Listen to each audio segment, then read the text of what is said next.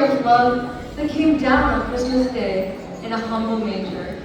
It also tells us the story of love that died on the cross for our sins, so we could live a life without any guilt. The tree at the Garden of Eden, we were separated from God due to sin. The tree that the crucified Jesus carried brought redemption.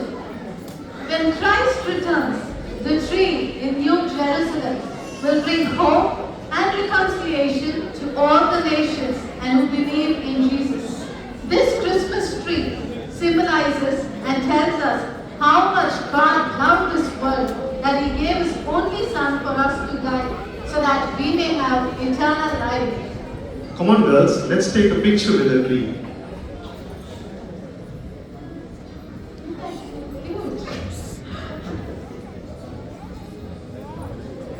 Okay, enough. Now hurry up. See, the carolers are already here. Go get ready, girls.